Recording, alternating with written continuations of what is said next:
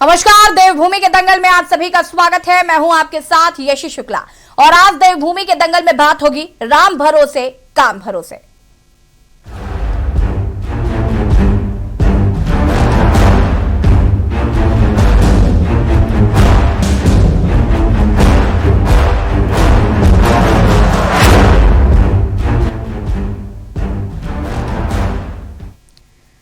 पुष्कर सिंह धामी के बयान से उत्तराखंड की राजनीति में हलचल मच गई है। कुछ दिनों पहले सीएम चेहरे पर पूर्व मुख्यमंत्री हरीश रावत की दावेदारी पर जो कांग्रेस में हलचल हुई थी, उससे ये साफ जाहिर होता है कि अभी कांग्रेस भी सीटों पर मंथन के लिए तैयार नहीं है। वहीं दूसरी तरफ हरक सिंह रावत और किशोर उपाध्याय जैसे नेताओं को लेकर भी दल बदलने की खबरें लगातार सामने आ रही हैं। इन सब से प्रदेश में कोरोना की बढ़ती रफ्तार को लेकर नैनीताल हाईकोर्ट क्या फैसला लिया, इस पर भी सबकी निगाह रही। देखिए रिपोर्ट।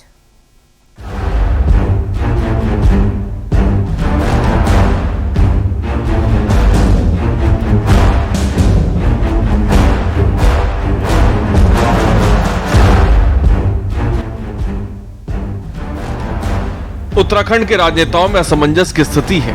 एक तरफ रैलियों का रैला है, वहीं दूसरी तरफ चुनाव लड़ रहे राजनेताओं को यही नहीं पता कि वो किस सीट से लड़ रहे हैं। बहरहाल पार्टी हाईकमान इनकी असमंजसता को दूर कर सकेंगे, ये बड़ा सवाल है। इन सब के बीच उत्तराखंड विधानसभा का कार्यकाल मार्च 2022 में पूरा होने वाला है। वहीं 10 से 15 जनवरी के बीच चुनाव की तारीखों का ऐलान होने वाला है। ऐसे में उत्तराखंड की 70 विधानसभा सीटों पर दावेदारी को लेकर संग्राम लगातार जारी है। इन सब के बीच खटीमा में हुई जनसभा में मुख्यमंत्री पुष्कर सिंह धामी के बयान से उत्तराखंड की राजनीति में हलचल तेज है। जनसभा के दौरान धामी ने कहा कि कई बार लोग मुझसे पूछते हैं कि मैं खटीमा से चुनाव लड़ रहा हूं या नहीं। मैं ये कहना चाहता हूं कि मैं कहीं भी रहूं, मेरा दिल खटीमा में बसता है। उनके इस बयान को लेकर यह अंदाजा लगाया जा रहा है कि हो सकता है कि मुख्यमंत्री धामी खटीमा से न लड़ें और सूबे के मुखिया भी अपनी सीट को लेकर फिलहाल कंफर्म नहीं है। वहीं इस पर कांग्रेस का कहना है कि शायद मुख्यमंत्री धामी को अपनी जीत पर भरोसा नहीं है। अब देखिए, ये मुख्यमंत्री जी का अपना सोचना है, वो कहाँ से लड़ते हैं, उनकी पार्टी कहाँ से लड़ाती है। लेकिन इतना जरूर है कि अगर उनको खटीमा की महान जनता ने मुख्यमंत्री पद तक पहुंचा है तो उनको चुनाव वहीं से लड़ना चाहिए। बाकी उनका व्यक्तिगत निर्णय हो सकता है, उनकी पार्टी का निर्णय हो सकता है, वो कहाँ से चुनाव लड़ते हैं वो लोग बताएंगे। प्रियंका गांधी आ रही है, अतिथि देवो भव के मानने वाले हैं, स्वागत है। लेकिन कोरोना का काल चल रहा है और कोरोना काल में हम सब जानते हैं वो बेटी है, लड़ सकती हूँ कह रही है, लेकिन उत्तराखंड की बेटी के बारे में चिंता नहीं कर रही। उत्तराखंड की बेटी भी लड़ सकती है और उत्तराखंड की बेटियों ने ये प्रदेश उत्तराखंड दिलाया है। लेकिन सिर्फ गांधी परिवार की ही बेटी है और वो लड़ सकती है। ये परिवारवाद की विचारधारा से पहले तो कांग्रेस पार्टी को बाहर आना चाहिए। और मुझे लगता है कि उनके देश में भी यही डिमांड हो रही है। G23 डिमांड कर रहा है कि बेटी को बाहर आए, बेटी और बेटे और बहू के चक्कर में मत अटकाओ, जो काबिल कार्य करता है उसे आगे लेके आओ। और दम है तो उत्तराखंड में उत्तराखंड की बेटियां लड़ सकती है। चेहरा घोषित करो, उत्तराखंड की बेटी को मुख्यमंत्री के चेहरे के रूप में आगे लेके आओ। कोरोना काल चल रहा है, वैसे बड़ी बड़ी बातें होती हैं लेकिन अपनी रैलियों पे भूल जाते हैं। हम ये कह रहे तो क्या हार मान लेते हो जब अपनी रैलियों की बात आती है। एक तरफ रैलियों का रैला चल रहा है, वहीं दूसरी तरफ टीकाकरण की रफ्तार चुनाव से काफी कम है। इन सब के बीच चुनाव स्थगित करने की याचिका पर आज नैनीताल हाईकोर्ट फैसला लेने वाला है। वोटिंग करी जाए। हमने कोर्ट को बताया था कि जो 26/12 को हमने एप्लीकेशन डाली थी, जो 0.11% पॉजिटिविटी रेट थी स्टेट ऑफ उत्तराखंड की, जो आज की डेट में 1.90 हो गई है और ओमिक्रॉन के केसेस बढ़ते जा रहे हैं, उसमें डेल्टा वेरिएंट के भी बढ़ते जा रहे हैं। तो उत्तराखंड गवर्नमेंट ने कोई भी मेडिकल फैसिलिटीज प्रोवाइड नहीं करी है। मेडिकल फैसिलिटीज लचर अवस्था में है। अगर ज्यादा केसेस आएंगे, वर्चुअल रैलीज होगी। और जैसे हमने ये भी बताया था कि अरविंद केजरीवाल जी आए थे, वो कोरोना पॉजिटिव होते हुए उन्होंने रैली करी। It is a very blunder to the state of Uttarakhand. जो भी ये पॉलिटिकल पार्टीज हैं, they should act a role model. उनको खुद आगे आना चाहिए वर्चुअल रैलीज के लिए और खुद आइसोलेट होना चाहिए। जब उनको पता है हमारे सिम्टम्स हैं कोविड के, उसके बावजूद आप रैली कर रहे हैं, तब लोगों को क्या भला करेंगे। तो कोर्ट ने डायरेक्शंस दिए हैं कि इलेक्शन कमीशन को आप वर्चुअल रैलीज कराने के लिए और ऑनलाइन वोटिंग का ऑप्शन दोनों के बारे में 12 जनवरी तक कोर्ट को बताएं और 12 जनवरी को इसकी निर्धारित तिथि रखी है। गौरतलब है कि जब तक आचार संहिता नहीं लगती तब तक इन राजनेताओं का रैलियों का सिलसिला यूं ही जारी रहेगा। लेकिन दूसरी ओर कोरोना संक्रमण की बढ़ती रफ्तार प्रदेश में टीकाकरण की रफ्तार से काफी कम है। अब देखना ये होगा कि चुनाव की तैयारी करने वाले अपनी सीटों को लेकर चिंता करने वाले नेताओं पर नैनीताल हाईकोर्ट फैसला क्या लेता है। फिलहाल 12 जनवरी को उच्च न्यायालय इस पर फैसला लेगा। देहरादून से के न्यूज इंडिया के लिए हिना आजमी और नैनीताल से कांता पाल की रिपोर्ट।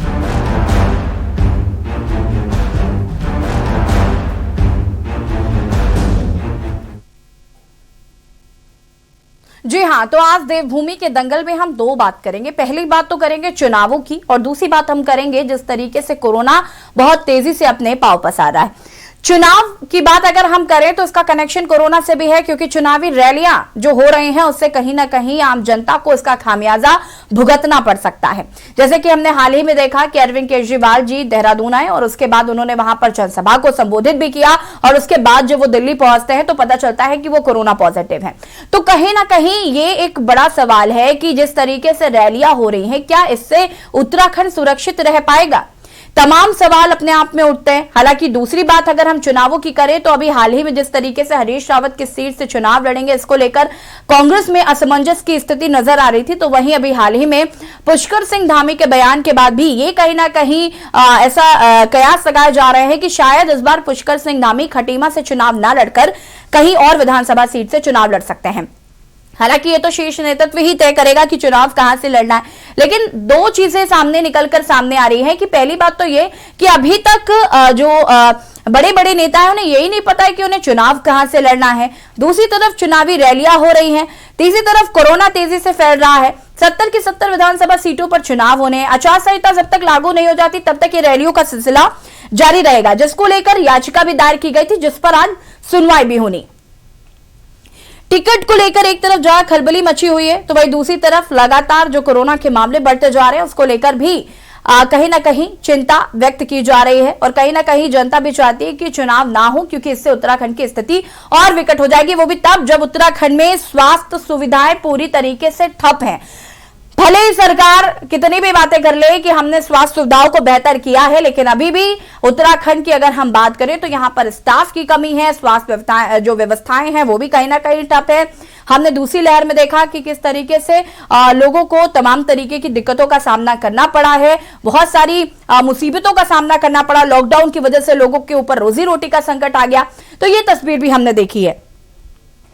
हमारे साथ मेहमान जुड़े हुए, उनसे आपका परिचय करा देते हैं। कांग्रेस प्रदेश प्रवक्ता सुजाता पॉल जी हमारे साथ जुड़ी हुई हैं। वरिष्ठ पत्रकार नरेंद्र सेठी जी हमारे साथ जुड़े हुए। अमरेंद्र बिष्ट जी आम आदमी पार्टी से प्रवक्ता हैं, वो भी हमारे साथ जुड़ गए हैं। और भी मेहमान हमारे साथ जुड़ेंगे, उनसे भी आपका परिचय कराएंगे। फिलहाल आप सभी का बहुत बहुत स्वागत है। और सबसे पहले सुजाता पॉल जी, मैं आपके पास आऊंगी।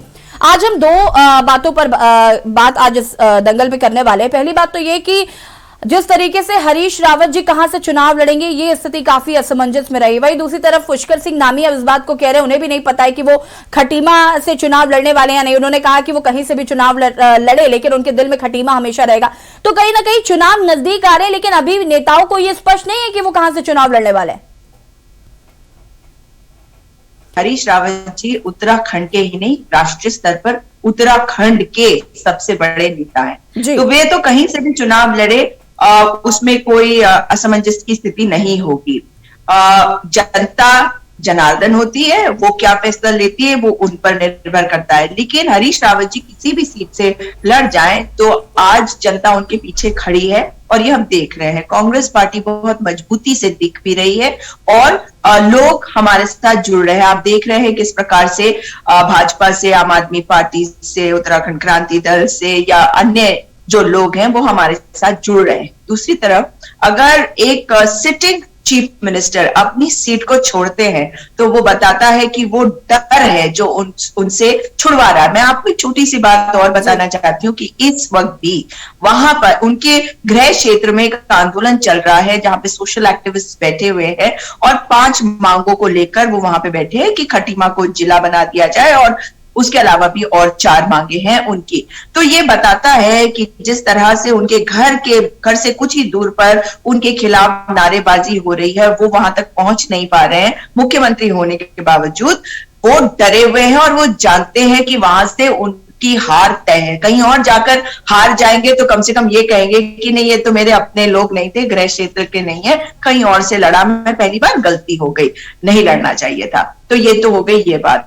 अब जहां तक असमंजस की स्थिति की आप बात कर रही हैं, तो असमंजस की स्थिति बिल्कुल नहीं है। हमारी जो पहली लिस्ट है वो जल्द ही डिक्लेयर हो जाएगी। ठीक है सुजाता जी। हमारे साथ अमरेंद्र बिष्ट जी भी जुड़े हुए हैं। अमरेंद्र जी, क्या कुछ कहना है आपको इसको लेकर, जिस तरीके से यहाँ पर कांग्रेस और भाजपा में एक असमंजस स्थिति देखने को मिल रही है, चाहे मुख्यमंत्री पुष्कर सिंह धामी की हो या फिर पूर्व मुख्यमंत्री हरीश रावत की? देखिए, जैसा सुजाता पॉल जी ने कहा कि अभी मुख्यमंत्री इतना उनके ऊपर अपने स्वयं की जीत को लेकर के आश्वस्त नहीं है, इसलिए अभी वो ये तय नहीं कर पा रहे हैं कि उनको किस सीट से चुनाव लड़ना है। और उत्तराखंड में पिछले 5 सालों में जिस तरह से राजनीतिक उठापटक रही और लगातार मुख्यमंत्री बदलते रहे, और जबकि 57 सीट भारतीय जनता पार्टी को मिली थी, और आज उनके पास कोई ऐसा एक्सक्यूज नहीं है जिसको लेकर के वो ये कह सके कि उत्तराखंड की जनता ने उनको बहुमत देने में कोई कमी रखी। उसके बावजूद भी अस्थिरता का माहौल रहा, तो निश्चित तौर पर अभी ये उनका आत्मविश्वास में कमी है कि वो ये तय नहीं कर पा रहे हैं।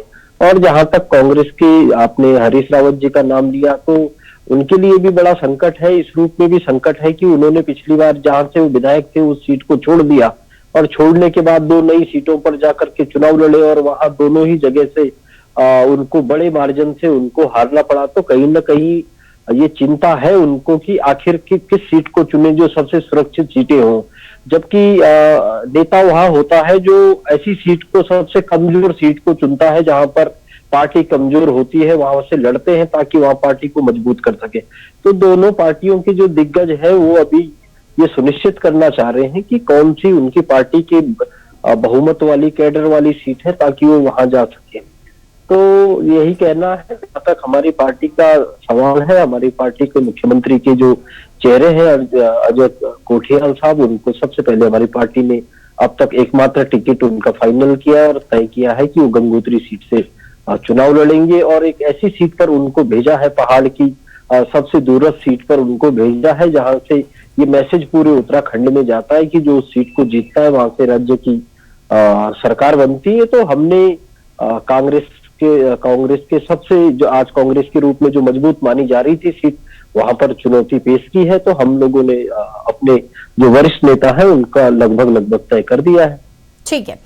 हमारे साथ वरिष्ठ पत्रकार नरेंद्र सेठी जी भी जुड़े हुए हैं। नरेंद्र जी, सबसे पहले तो मैं आपको आपकी प्रतिक्रिया इस मुद्दे पर चाहूंगी, जो अभी तक असमंजस की स्थिति बनी हुई है। यहाँ पे अमरेंद्र जी को भी सुन रहे हैं आप, सुजाता जी को भी सुन रहे हैं, हालांकि अभी भाजपा प्रवक्ता हमारे साथ नहीं है, उनको भी सुनेंगे। लेकिन आपको क्या लगता है कि अभी इतनी देरी हो रही है, साथ ही एक तरफ कोरोना जो है वो भी अब धीरे धीरे अपने पैर पसार रहा है। अरविंद केजरीवाल खुद कोरोना पॉजिटिव हो गए और यहाँ पर रैलियों को संबोधित करके भी गए, तो कहीं ना कहीं धीरे धीरे कोरोना भी बढ़ रहा है और पार्टियों में भी कहीं ना कहीं अंदरूनी गुटबाजी भी देखने को मिल रही है। स्थिति जो है वो असमंजस की है, और कहीं ना कहीं दल बदल वाली जो राजनीति बहुत टाइम से हम देख रहे हैं, उसको लेकर भी लग रहा है कि हरक सिंह रावत की भी जो स्थिति है वो कुछ साफ नजर नहीं आ रही।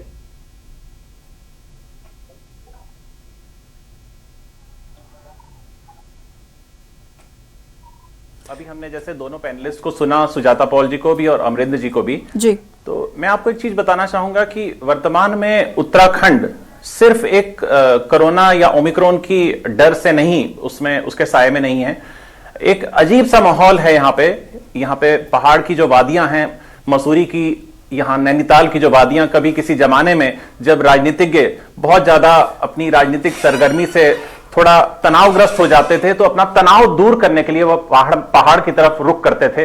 आज पहाड़ खुद तनावग्रस्त हैं इतने, तो आप ये सोचिए कि यहाँ क्या हाल होगा, जहां पूर्व मुख्यमंत्री जो हैं वो अपनी सीट नहीं तय कर पा रहे हैं कि हमने कहां से लड़ना है, वर्तमान मुख्यमंत्री नहीं तय कर पा रहे हैं कि हमने कहां से लड़ना है, और इस पूरे माहौल के बीच में राजनीतिक दल इस बात से विवशता के सामने अपनी उनकी विवशता है कि वो ये नहीं तय कर पा रहे हैं कि ज्यादा महत्वपूर्ण चुनाव हैं या कोरोना से, ओमिक्रॉन से बचना।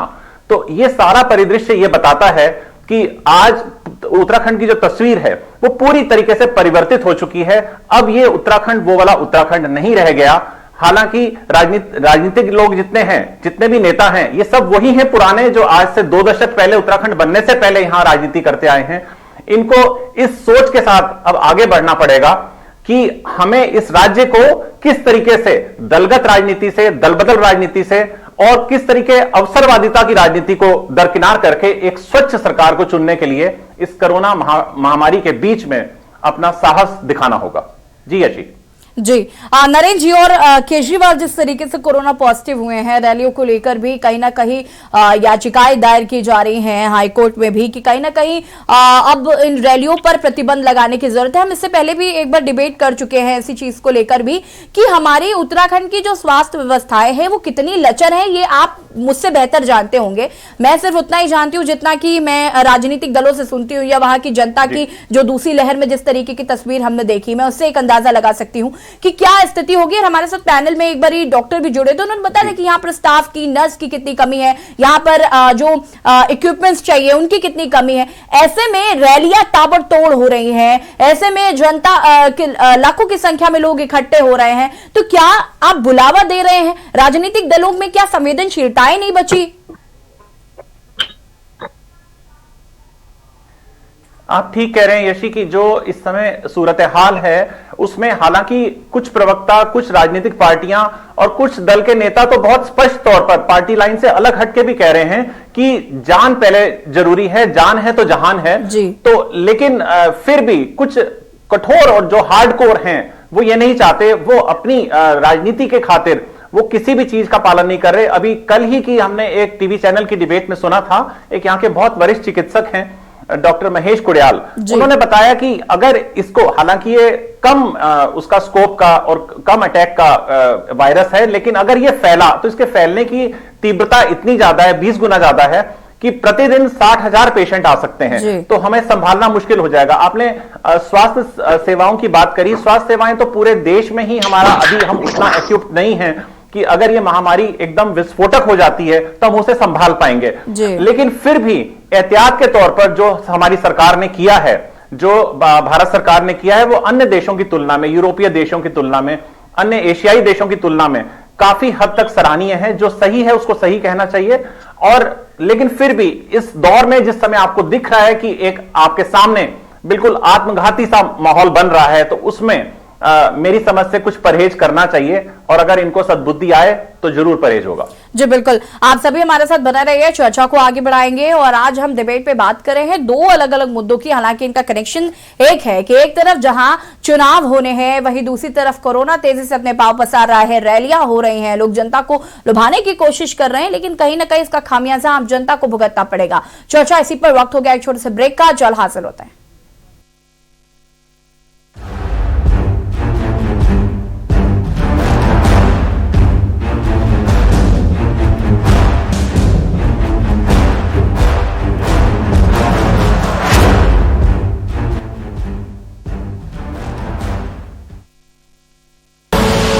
आप देख रहे हैं के न्यूज, खबरों का सारथी।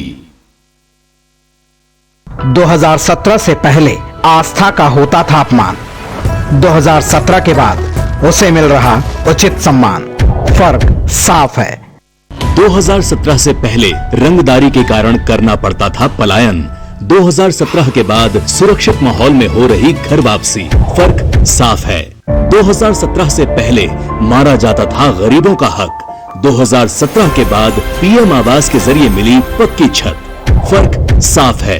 2017 से पहले भूमाफिया रहते थे मौज में, 2017 के बाद रहते हैं जेल में।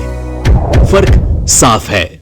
खुदी को आजमाया है तो ये अंदाज आया है, खुदी को आजमाया है तो ये अंदाज आया है।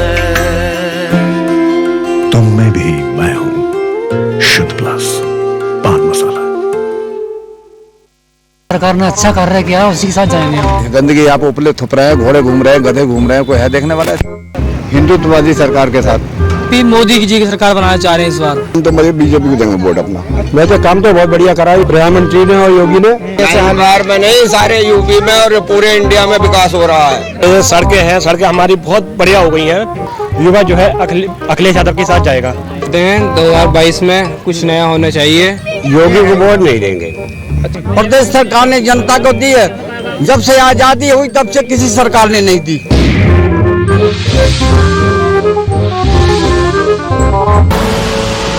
देख रहे हैं के न्यूज, खबरों का सारथी।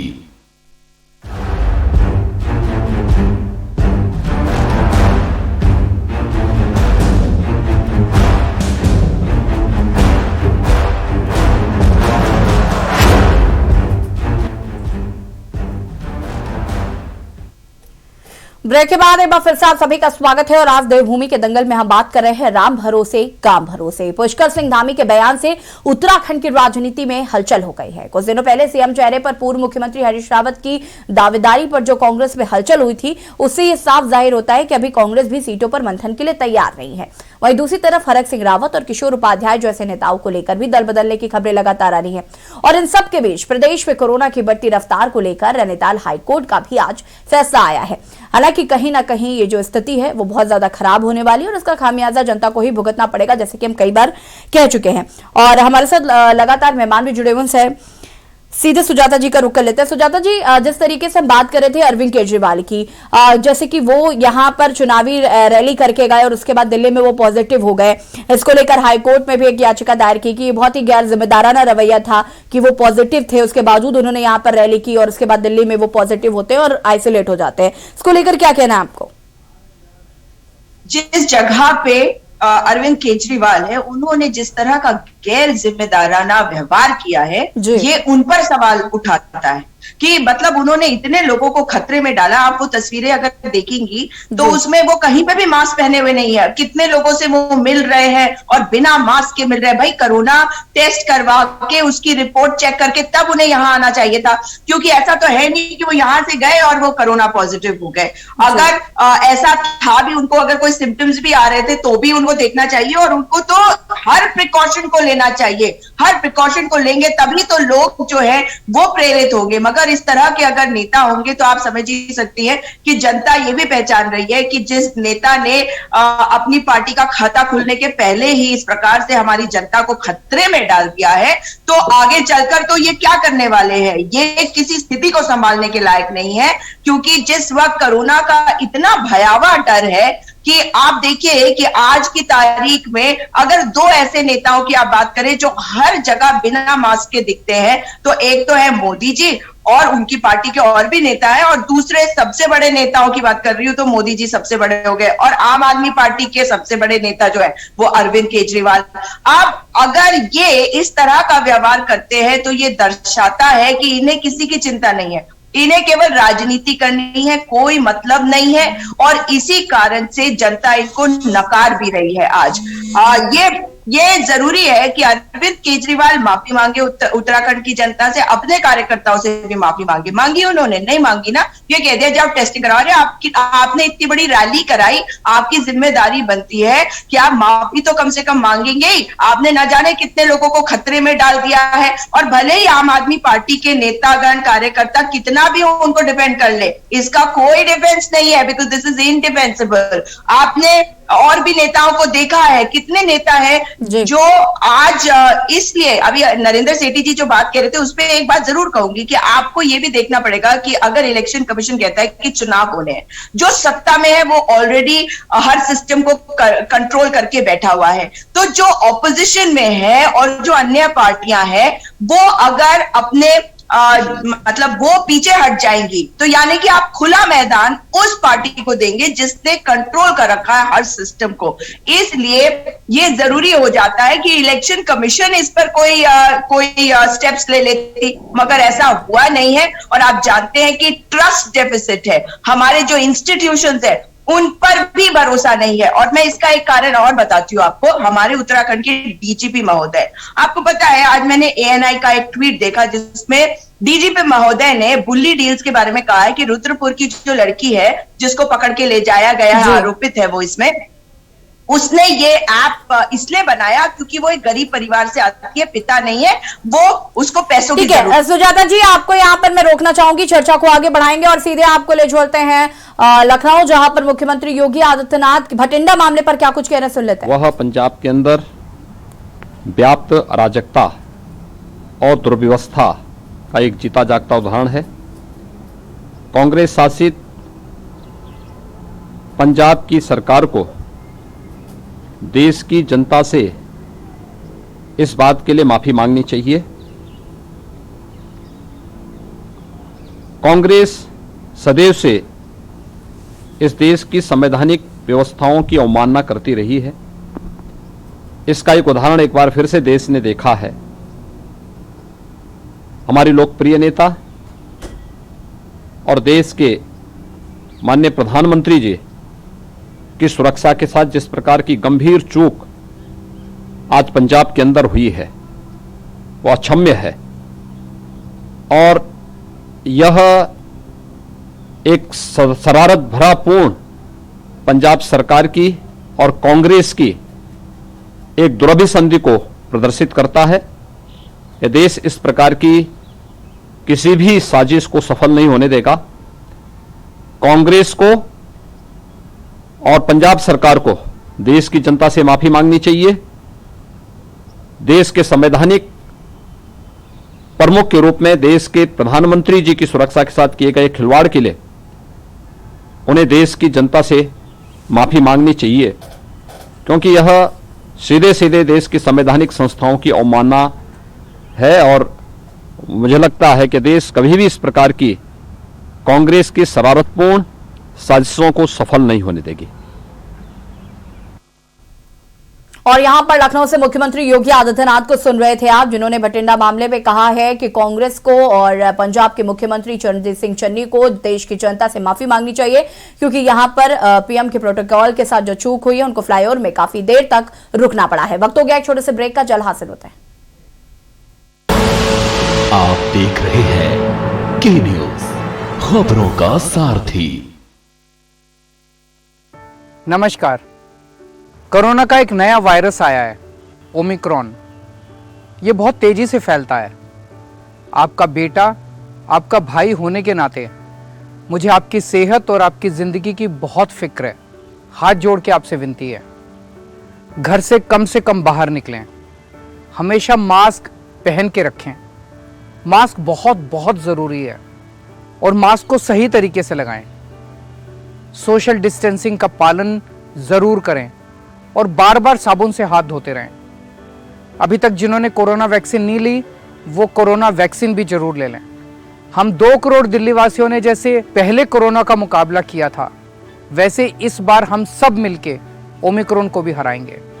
आपकी सलामती के लिए जो भी ज़रूरी कदम है हम उठाएंगे। हमें अगर कुछ रेस्ट्रिक्शंस लगाने पड़े तो प्लीज़ उनका पालन ज़रूर करना। वो केवल आपकी सेहत और सलामती के लिए हैं। हमेशा की तरह इस बार भी मुझे आपका साथ चाहिए।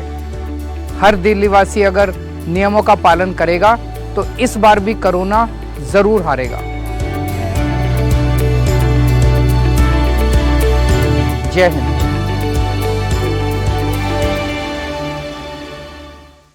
जुबान के लिए उड़ चला गैरों की ज़मीं पर, खुशबू अपने पन की ढूंढता। दूर कितना भी जा, इस जुबान से दूर ना जा पाओगे। रुमल, बोलो जुबान केसरी। आप देख रहे हैं के न्यूज, खबरों का सारथी।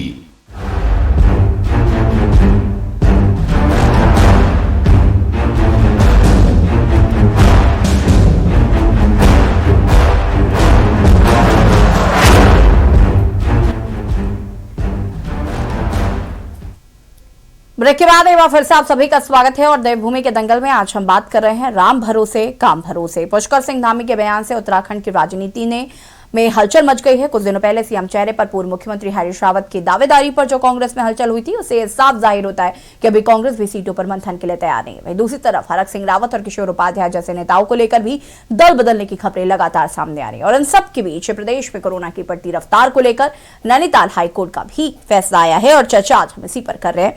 हमारे साथ और भी मेहमान जुड़ गए, उनसे आपका परिचय करा देते हैं। कुंवर जपेन सिंह भाजपा प्रवक्ता हैं, हमारे साथ जुड़ चुके हैं, और हमारे साथ शिव भट्ट जी जुड़ चुके हैं जो कि अधिवक्ता हैं नैनीताल हाईकोर्ट से। आप दोनों का बहुत बहुत स्वागत है। और सबसे पहले शिव भट्ट जी, मैं आपके पास आऊंगी क्योंकि आज जो फैसला आया है उसको लेकर क्या कहना है और क्या फैसला है, मैं चाहूंगी कि एक बार दर्शकों को बता दीजिए।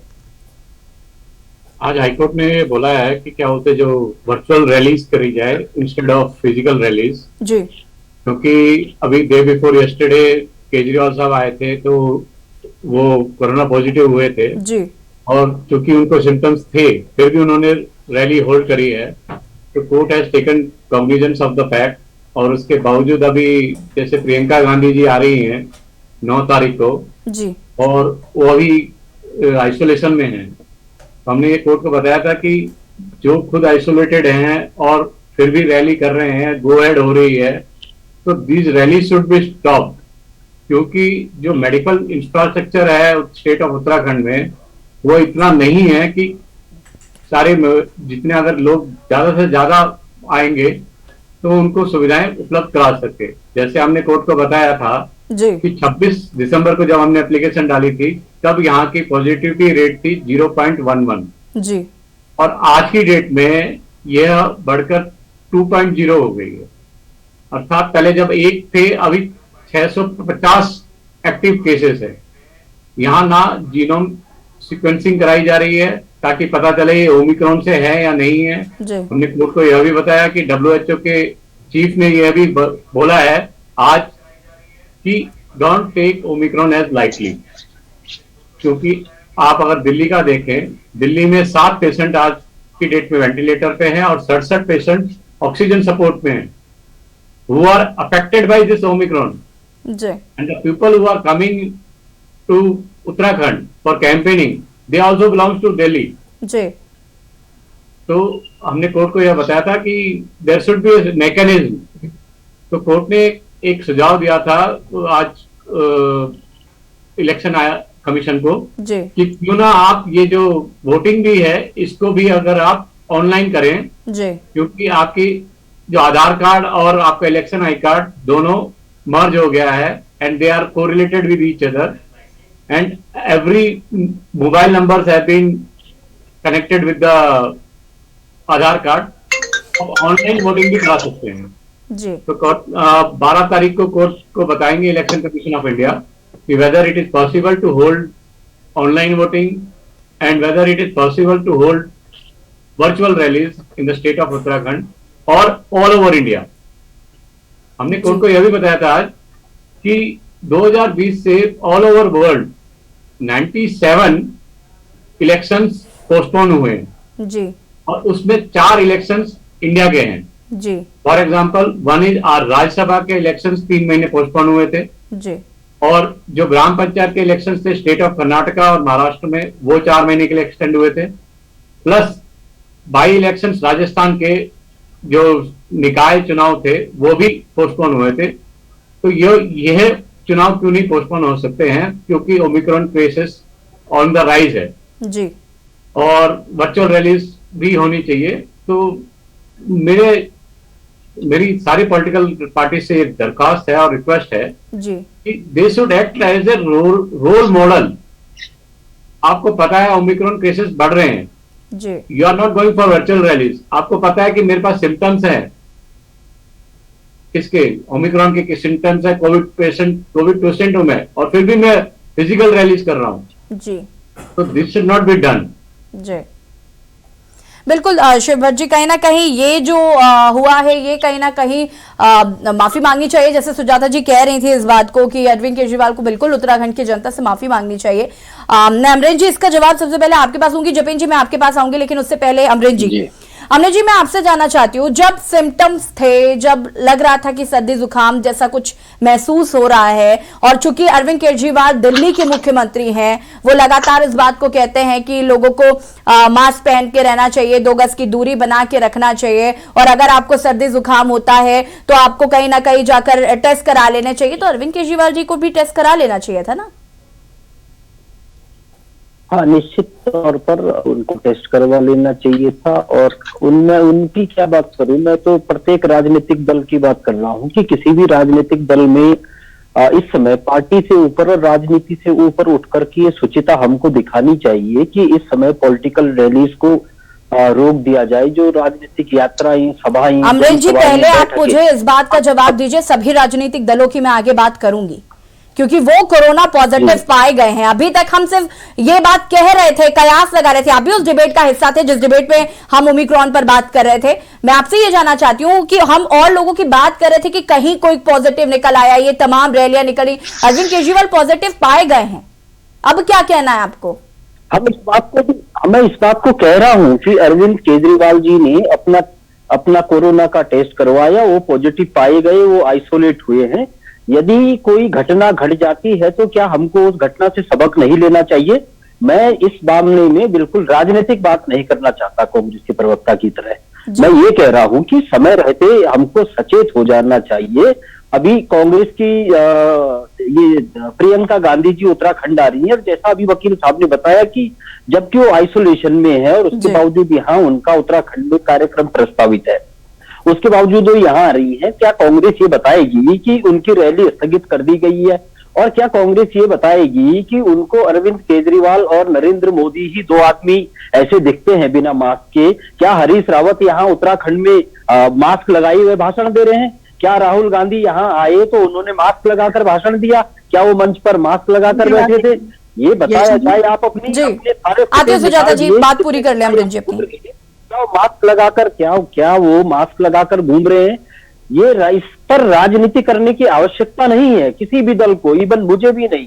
अमृत जी आप राजनीति तो कर रहे हैं, आपसे जो सवाल पूछा आप सीधा सीधा उसका जवाब थोड़ी ना दे रहे, अब तो कांग्रेस पर आरोप मढ़ रहे हैं। जवाब दे रहा हूं कि उत्तराखंड में जो नेता राजनीतिक रैलियां कर रहे हैं, क्या वो कोरोना का टेस्ट करा करके दिल्ली से यहाँ आ रहे हैं? मोदी जी कोरोना का टेस्ट करा के यहाँ आ रहे हैं, या राहुल गांधी जी यहाँ कोरोना का टेस्ट करा करके आए? अरविंद केजरीवाल जी को लगा, उनको सिम्टम दिखे, उन्होंने अपना टेस्ट करवाया और उन्होंने बताया कि ऐसे ऐसे लक्षण है, मैं पॉजिटिव हूं, और उन्होंने अपने आप को आइसोलेट किया। तो इसमें वो ठीक है, वो कोई राजनीतिक कार्यकर्ता है। अमृत जी आप इसको डिफेंड भी नहीं कर सकते, आप इसको डिफेंड नहीं कर पाएंगे। मैं समझ सकती हूँ कि आप एज अ प्रवक्ता भी इसको डिफेंड नहीं कर पाएंगे, से कोई बात नहीं। मैं बिल्कुल डिफेंड नहीं कर रहा हूँ। आप मेरी बात तो देखिए, मेरी बात की शुरुआत कहां से मैंने उनको डिफेंड करने को लेकर के बात नहीं की। मैंने ये कहा है कि राजनीतिक दलों को चाहे रैलियां हो गई है, चाहे प्रस्तावित है, होने वाली है, अभी भी समय रहते हुए उनको सचेत हो जाना चाहिए। देखिए अब तो हाईकोर्ट फैसला लेने ही वाला है, वर्चुअली हो सकता है, वर्चुअली रैलियां होंगी, चुनाव आयोग आगे क्या फैसला लेता है। अब तो सारी चीजें वैसे भी अब जो हाईकोर्ट कहेगा वो आपको करना ही पड़ेगा।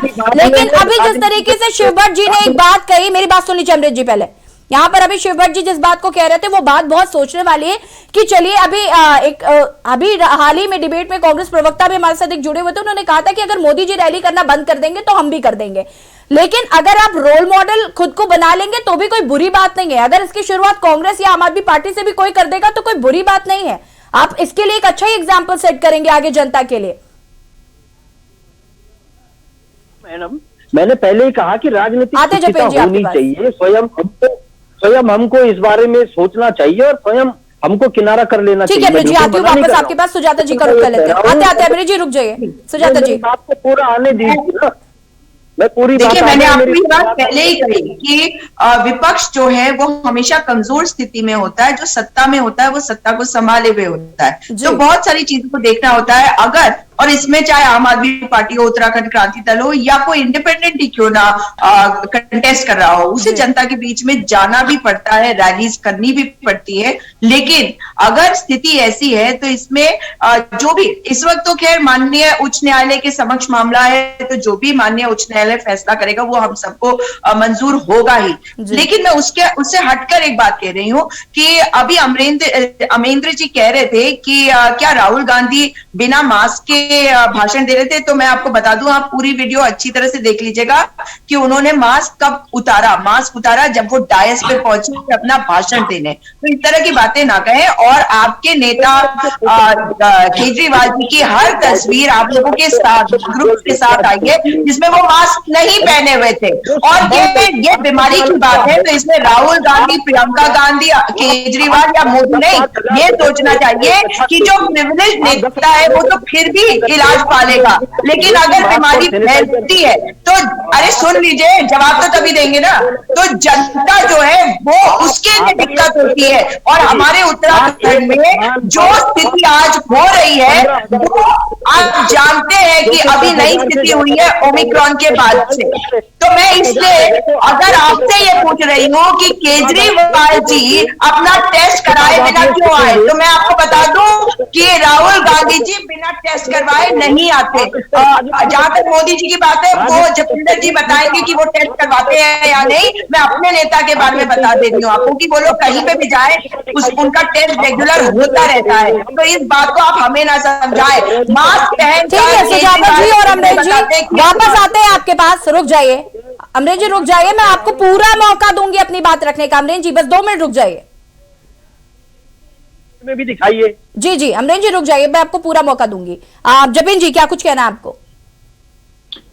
We are agree with Advocate Shiv Bhatt and no doubt Corona is a very serious issue. But हमें यहाँ थोड़ा सा ये समझना होगा कि आप देखिए कि भारतीय जनता पार्टी शुरुआत से ही जैसे ही चुनावों की भागदौड़ शुरू हुई और इधर साथ ही कोरोना के न्यू वेरिएंट ने अपने पैर पसारने स्टार्ट करे, तो पार्टी के स्तर से ये कहना शुरू हुआ कि अगर जानमाल की दृष्टि से, लोगों की सुरक्षा की दृष्टि से चुनाव को आगे भी करना पड़ा तो पार्टी इससे गुरेज नहीं करेगी।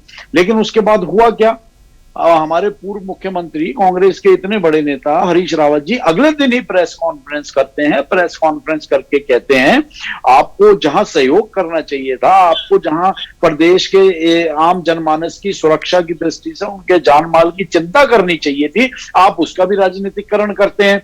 आप प्रेशर बनाने की कोशिश करते हैं। आप कहते हैं कि चुनाव बिल्कुल समय पे होने चाहिए क्योंकि इस समय जो है भाजपा के खिलाफ माहौल बना हुआ है, भाजपा डर के चुनाव भी। तो देखिए, जब तक हमारे प्रदेश में इस तरह से चीजों को मैनिपुलेट किया जाता रहेगा, जनता को मात्र खिलौना समझा जाता रहेगा कांग्रेस के द्वारा, कांग्रेस के नेताओं के द्वारा, तो निश्चित तौर पर चीजें बिगड़ेंगी। प्रधानमंत्री मोदी जी डे 1 से कहते आ रहे हैं कि अभी कोरोना गया नहीं है, कोरोना गया नहीं है, सबको अपनी सुरक्षा के पहले की तरह ही ध्यान रखना है, सैनिटाइजर यूज करें, सोशल डिस्टेंसिंग करें और उसके अलावा आप अपने मास्क का इस्तेमाल करें, बिना मास्क के बाहर कहीं ना जाएं। और ये कोर्ट ने तो अब निर्णय दिया है, लेकिन भारतीय जनता पार्टी के मंचों पे और कार्यकारिणी में और चर्चाओं में इस बात के ऊपर पहले से जोर दिया जाने लगा। जपेन जी आप जोर कैसे देंगे? आप यहाँ पर लाखों की भीड़ बुला रहे हैं और आप कह रहे हैं कि आप जोर दे रहे हैं। आपने कैसे सोशल डिस्टेंसिंग का पालन करवाया होगा, जरा आप मुझे बता दीजिए। सबके चेहरे पर मास्क है या नहीं, ये आपने कैसे सुनिश्चित कराया होगा? जपेन जी जरा आप मुझे ये बता दीजिए। हमारी बात तो पूरी होने दीजिए, आप हमसे बाद में लड़ लीजिएगा, हमारी बात तो पूरी होने जपेन जी देखिए, मुझे आपसे और जिस तरह से सत्ता में आपको जवाब देना चाहिए।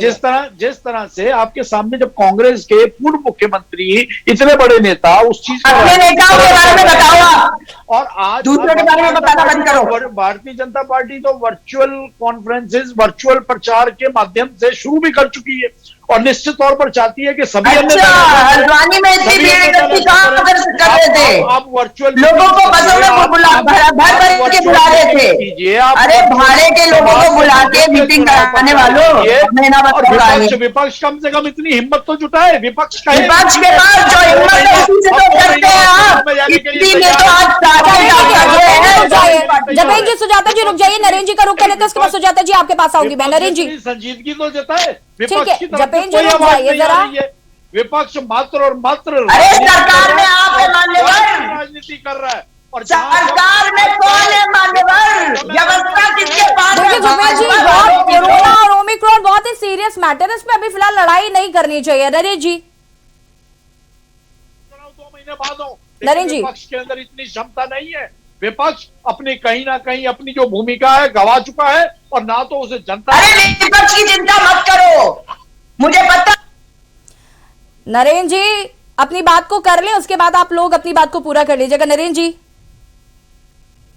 रैलियां कर रहे हैं और दूसरी तरफ पाबंदियां लगाने की भी पैरवी कर रहे हैं जी। मेरा यह कहना है कि आज बहुत ऐतिहासिक दिन है जहां कम से कम हाई कोर्ट में इस बात की दस्तक तो हुई कि हमें वर्चुअल वोटिंग आधार कार्ड से लिंक करके करने की कोई पहल की कोई बात कोई किसी ने अलग तो जगाई जी।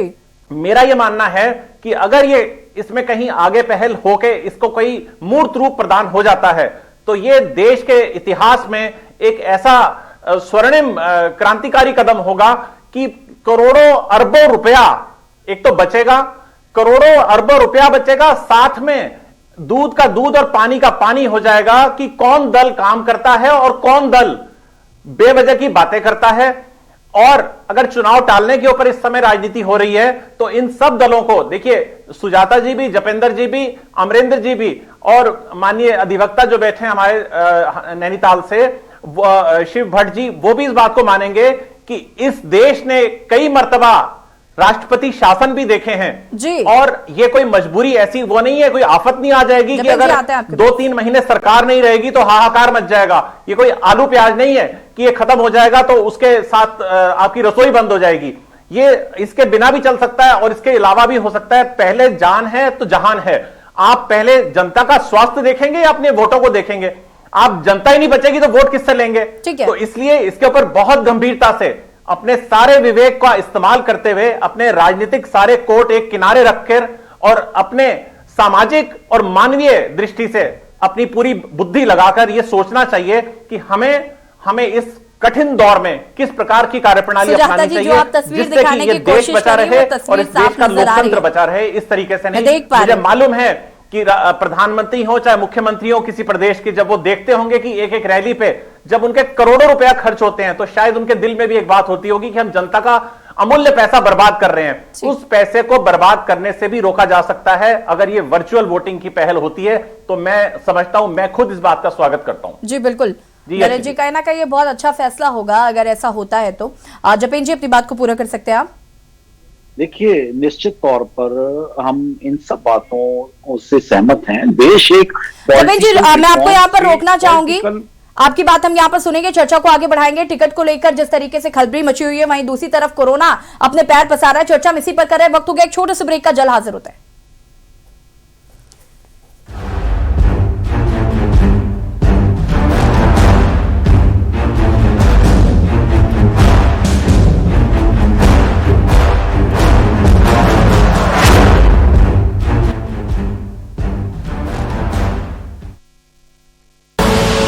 आप देख रहे हैं के न्यूज, खबरों का सारथी।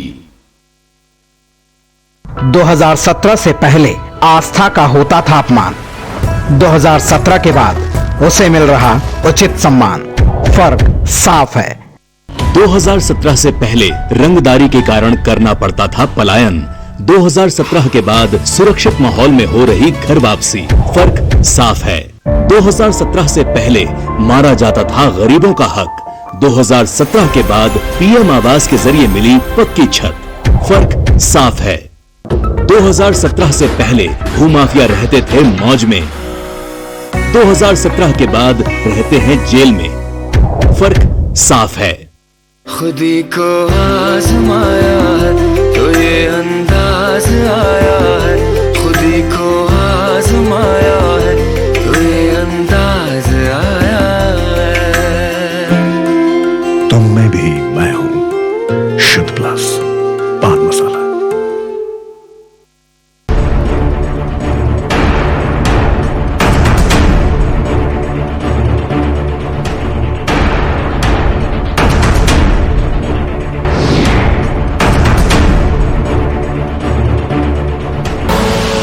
आप देख रहे हैं के न्यूज, खबरों का सारथी।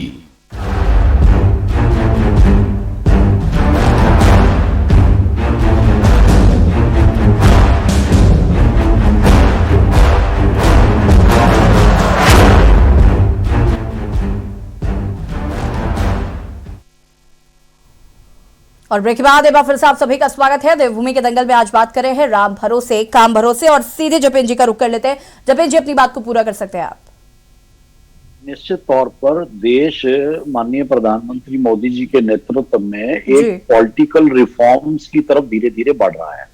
अभी हम पिछले महीने ही 2-3 हफ्तों के यूएसए के प्रवास से वापस लौटे हैं, तो वहां जितने भी हिंदुस्तान में 5 स्टेटों के चुनाव को लेकर या भविष्य के चुनावों को लेकर, और जिस तरह से हमारे एनआरआई तबके में चर्चाएं हैं और उन लोगों की ग्रुप डिस्कशंस होते हैं, तो निश्चित तौर पर सभी लोग ये चाहते हैं कि एक वर्चुअल माध्यम से वोटिंग को और वर्चुअल माध्यम से चुनावों प्रचारों को जोड़कर देश के अंदर ये इन खर्चों से भी बचाने का प्रयास मात्र और मात्र भारतीय जनता पार्टी इसकी शुरुआत कर सकती है। और निश्चित तौर पर ये जो भरोसा है हमारे एनआरआईज का, हमारे देश की जनता का, कि निश्चित तौर पर अगर आज एक पॉलिटिकल रिफॉर्म्स का कोरोना के माध्यम से ही सही, अगर हम उन रिफॉर्म्स को अपना के आगे बढ़े तो हम कहीं ना कहीं उस खर्चे को भी बचा सकते हैं देश के, और देश की राजनीति को एक मॉडर्न टच देकर उसे एक सार्थक रूप भी दे सकते हैं, ताकि लोगों में अवेयरनेस भी आए और एक स्टेट इंटरेस्ट की और एक कंट्री इंटरेस्ट की पॉलिटिक्स को आगे बढ़ाने का मंच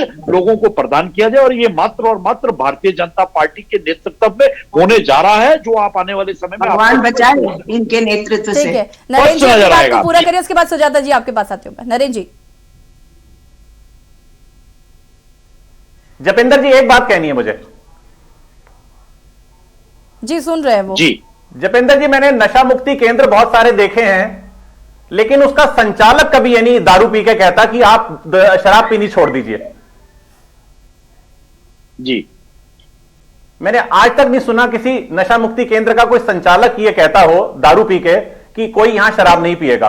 पहले भारतीय जनता पार्टी तो सीख ले, रैलियां तो वो बंद करे, धरने प्रदर्शन वो बंद करे, उसके बाद बोले। आप ये कह रहे हैं कि वर्चुअल का हम पक्ष लेते हैं, और आपका सबसे ज्यादा खर्च रैलियों में भारतीय जनता पार्टी का होता है।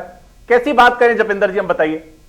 भारतीय जनता पार्टी बात करते हैं, आप खर्च बताते हैं, लेकिन ठीक है आपकी अपनी भावनाएं हैं, लेकिन आपको यह समझना होगा कि आज देश के अंदर भारतीय जनता पार्टी का सबसे बड़ा कैडर है, सबसे बड़ा विशाल, देश के अंदर ही नहीं पूरी दुनिया के अंदर। और वो जो कैडर है वो अपनी जो एक भावनाओं से और ओतप्रोत होकर जपेंद्र जी, उत्तराखंड की राजनीति में मैं एक बात समझ पाई हूँ, रुक जाइए, मैं यहाँ पर हमेशा एक बात ये समझ पाई हूँ कि यहाँ पर कार्यपालिका कोई निर्णय ले उससे पहले न्यायपालिका को निर्णय लेना पड़ता है, क्योंकि आप नहीं लेते हैं। तो अभी चूंकि उच्च न्यायालय में मामला चला गया है, अब इस पर कोई भी फैसला आएगा तो आपको मानना ही पड़ेगा। तो आप क्या बता रहे हैं हमें कि आप वर्चुअली रैली करने जा रहे हैं? आप मुझे इस बात का जवाब दीजिए जरा। निश्चित तौर पर आप आने वाले समय पे देखेंगे, क्योंकि भारतीय जनता पार्टी को अपने प्रदेश के निवासियों की चिंता है। अगर आवश्यकता पड़ी तो निश्चित तौर पर भारतीय जनता पार्टी पूर्ण रूप से वर्चुअल रैलियों के माध्यम से, वर्चुअल प्रचार के माध्यम से जनता के बीच में जाएगी, ये आप निश्चित मानिए। ठीक है, हमारे साथ शिव भट्ट जी भी लगातार बने हुए हैं। शिव भट्ट जी, मैं आपसे चाहूंगी, जब आपने यहाँ पर सभी राजनीतिक दलों को भी सुन रहे हैं, इस पर आपकी क्या प्रतिक्रिया?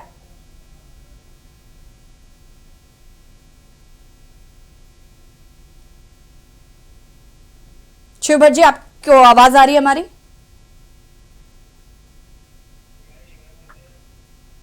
लगता है शिव भट्ट जी से संपर्क टूट गया। सुजाता जी, अपनी बात को पूरा कर सकते हैं आप। जी देखिए, ये कह रहे हैं कि एनआरआईज की बात कर रहे हैं, एनआरआई वोट करेंगे क्या? मतलब कुछ भी बोल दो, टैक्स नहीं लगता ना, जीएसटी नहीं लगता, कुछ भी बोल दो। तो मुझे ये बता दें कि अगर इतनी ही चिंता है तो प्रधानमंत्री बिना मास्क के हर जगह घूमते हुए क्यों दिखाई देते हैं? प्रधानमंत्री जी अगर एक एग्जाम्पल सेट कर दे और कह दे कि हम सत्ता में है, हम तो बिल्कुल रैली नहीं करेंगे, तो निश्चित तौर पे विपक्षी दल को भी मतलब जिसे कहते हैं, मैं ये नहीं कहूंगी कि उनको अपनी मर्जी से करेंगे, उनको जबरदस्ती भी करना पड़ सकता है जब वो देखेंगे कि देश के प्रधानमंत्री कह रहे हैं कि रैली। अरे सुन लीजिए, आपके बीच में नहीं बोला मैंने, समझ आया? अरे चुप रहिए आप। आपको ये नहीं पता कि एनआरआई वोट नहीं करता? एनआरआई के वोट से जितवाएंगे आप प्रधानमंत्री मोदी बनवाएंगे? कोई भी बात बोल देते बिना सोचे समझे, बोल देते इस देश में लोग वोट, जो वोट देता है वो गाँव में भी रहता है, वो कैसे वोट देगा ये बताइए। आप वर्चुअल वोटिंग की भी बता रहे थे अभी, कैसे करवाइए आप वोटिंग? हर सिस्टम को बनाने के लिए दिमाग चाहिए होता है। एनआरआई का भाड़े का दिमाग लेके बताइए और बताइए कि एनआरआई ने क्या कहा है, बिना सोचे समझे बातें ना करा करिए। आप बताइए कि आपने रैलियां क्यों नहीं बंद करी? आपने कोरोना फैलाया, पहले भी बंगाल के चुनाव में आपने कोरोना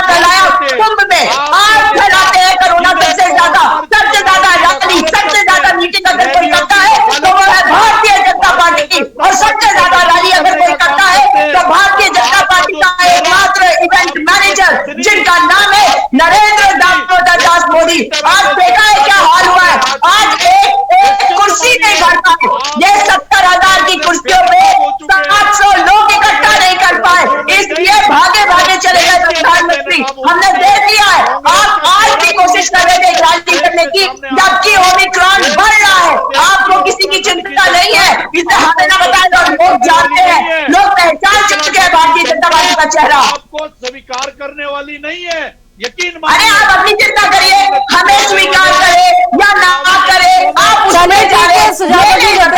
बहुत कमी है, लेकिन कहीं ना कहीं सभी राजनीतिक दलों को एकजुटता के साथ काम करना चाहिए, मुझे ऐसा लगता है। फिलहाल आप सभी का बहुत बहुत शुक्रिया चर्चा में शामिल होने के लिए।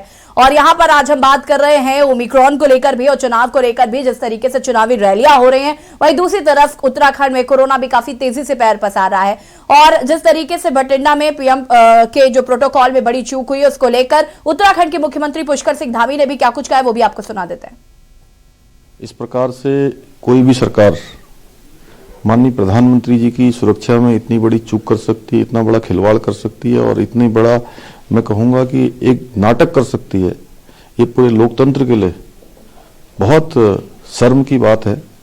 और ये जो कांग्रेस पार्टी का इतिहास रहा है, इन्होंने हमेशा देश के लोकतंत्र को समाप्त करने का काम किया, चाहे देश के अंदर आपातकाल लगाने का इन्होंने जो काम उस समय में किया हो, चाहे आज जो माननीय प्रधानमंत्री जी के साथ उनके सुरक्षा में जो घोर लापरवाही बरती गई है और मुख्यमंत्री जी ने जिस प्रकार से वहां पर किसी का फोन उठाना भी मुनासिब नहीं समझा, ये निश्चित रूप से पूरे उत्तराखंड के लोग इसकी घोर निंदा करते हैं।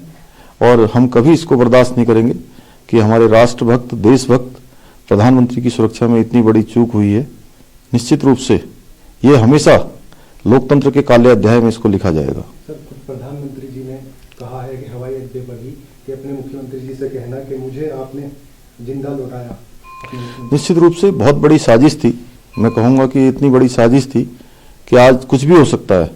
ऐसे समय में जब जो है मुख्यमंत्री को उनका प्रोटोकॉल जाता है, प्रधानमंत्री जी की सारी जो प्रोग्राम होते हैं वो जाते हैं, उसके बावजूद इतनी बड़ी घोर लापरवाही करना, इसकी जितनी निंदा की जाए उतनी कम है।